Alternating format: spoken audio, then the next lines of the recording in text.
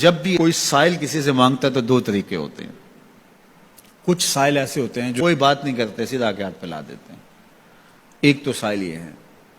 اور سائل مانگنے والے جو بڑے اچھے طریقے سے مانگنے کا بھی فن جانتے ہیں تو ان کا طریقہ یہ نہیں ہوتا کہ کسی کے آگے جا کے بس ہاتھ پھیلا دیں. پہلے وہ اس کی تعریفیں کرتے ہیں، پھر جو ہے وہ اس کی رحم دلی کا ذکر کرتے ہیں، پھر اس کے مال و اسباب جو اس کو دیے گئے ہیں ان کے قصیدے پڑھتے ہیں، پھر اپنی وفاداری کا اظہار کرتے ہیں، پھر جھولی پھیلاتے ہیں. تو یہ دوسرا اور مہذب طریقہ ہے.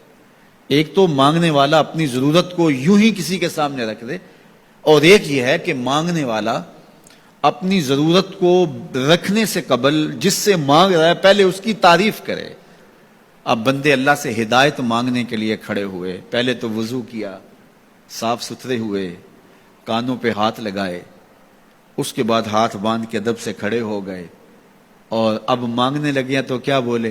الحمدللہ رب العالمین. وہ آتے ہیں نا مانگنے والے دروازے پہ تو کہتے ہیں دوبارہ وسدہ روے، فلاں ہو فلاں ہو، وہ تعریفیں کرنے لگ جاتے ہیں. تو یہ مرحلہ ہوتا ہے. ابھی اس نے سوال لب پہ نہیں لایا ہوتا تو گھر والا پہلے بچے کو کہتا ہے جا اتنے پیسے اس کو دے گیا.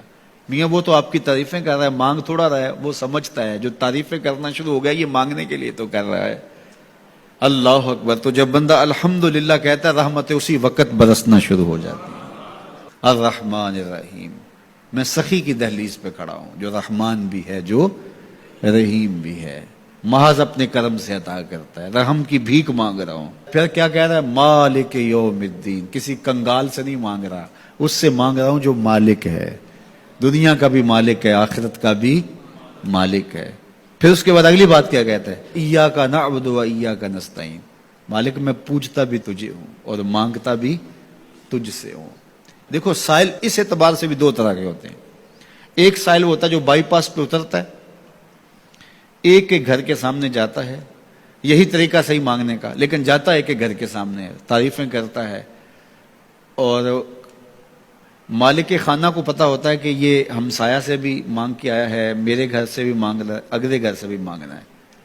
تو وہ اسے تھوڑا سا آٹا دے دیتا ہے، 1 روپیہ دے دیتا ہے. اس کو پتا ہے اس نے پورا گاؤں مانگنا ہے، آدھا گاؤں مانگ آیا ہے، آدھا گاؤں اس نے ابھی مانگنا ہے. تو سارے 1 روپے دیتے ہیں. ایک تو سائل وہ ہے جو در در پہ جاتا ہے، اور ایک سائل بائی پاس سے اترا، وہاں سے پل عبور کیا، پھر گلی سے گزرتے ہوئے یہاں آیا، اور یہاں آ کے آپ کے ساتھ اس نے کہا کہ میں کسی در پہ نہیں گیا، آپ کے پاس آیا ہوں، اب آپ نے میری ضرورت پوری کرنی ہے. تو پھر 8 آنے 5 روپے تو نہیں دیے جائیں گے. پھر تو جو میری استطاعت ہوگی، جو آپ کی استطاعت ہوگی، اس استطاعت کے مطابق دیں گے کہ یہ سارا شہر چھوڑ کے آیا ہے، یہ کسی سے نہیں مانگتا، یہ مجھ سے ہی مانگتا ہے. تو پھر آپ اس کی ضرورت پوری کریں گے. اگر آپ کے بس میں ہوا تو مانگنے والا کیا کہہ رہا ہے؟ ایاک نعبد. یہ پیشانی کہیں اور نہیں جھکتی، وایاک نستعین. یہ جھولی کسی اور چوکھٹ پہ پھیلتی نہیں. وہ کریم، وہ مالک رب جو تمام جہانوں کا رب ہے، میں اس کی دہلیز پہ کھڑا ہوں اور آیا سیدھا اسی کی دہلیز پہ ہوں. نہ اس سے پہلے کسی در پہ گیا ہوں، نہ اس کے بعد کسی در پہ جانا ہے. تو پھر مالک بھی کرم نوازیاں اور رحمتیں اس کی جھولی میں ڈال دیتا ہے. اب اتنی لمبی تمہید باندھنے کے باوجود مانگا کیا؟ ذرا غور کیجئے. یہ وہ ہے جو ہم ہر روز ہر نماز کی ہر رکعت میں مانگتے ہیں، اور مانگنے کا طریقہ کتنا خوبصورت ہے. اور مانگنے والے یوں ہی مانگا کرتے ہیں. پہلے جس سے مانگنا اس کی تعریفیں کرتے ہیں.